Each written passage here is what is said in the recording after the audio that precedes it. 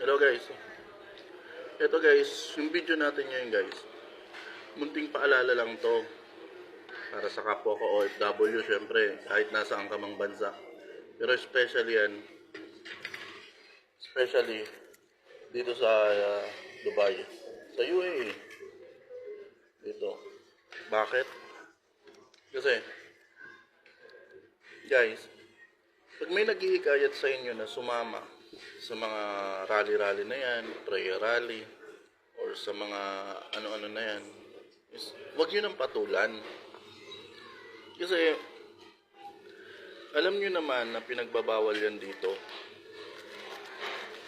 So, yung mga gathering na yan, tapos magsisisigaw kayo, mag-ano-ano kayo, mag-ano pa kayo ng banner-banner na yan. Wag na. Wag ganun. Kasi, kayo yung kawawa eh. Pag nahuli kayo ng pulis, pwede kayong ma-deport, pwede kayong makulong. So, paano yung pamilya nyo sa Pinas? Susuportahan ba yan ng sinusuportahan nyo? So, huwag kayong magpadala sa mga emosyon nyo. Kasi hindi kayo susuportahan pag napahama kayo dito. Hindi kayo susuportahan ng sinusuportahan nyo. Kaya kailangan mag-isip kayo ng maigi. Huwag kayong magpadalos-dalos sa mga ano nyo. Kagaya sa akin, may naghihikayat na mag-rally. Naglabas lang ako ng video na sumuporta, na maglabasan yung supporters. Hindi po yun ibig sabihin na mag-rally tayo. Lalong-lalo na dito sa Dubai.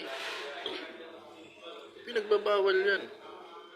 Napaka-importante na sumunod tayo sa batas dito. Bawal na bawal po yan. So yun lang guys. Sana maintindihan nyo sa mga kabayan natin dyan na matitigas ang ulo.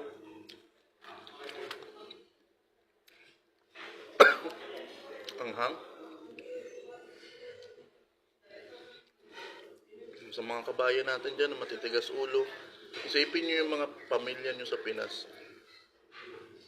Kasi pag nawalan kayo ng trabaho, pag nahuli kayo, kawawa sila. Wala nang ibang aasahan kundi kayo. Tayong mga OFW. So, kung tinuturing tayong bayani, huwag tayong magpasaway. Dapat nga suportahan pa natin yung presidente natin eh. Pero hindi sa pamamagitan ng pagrarally-rally na yan guys. Lalong-lalo na dito sa Dubai. Huwag ganyan.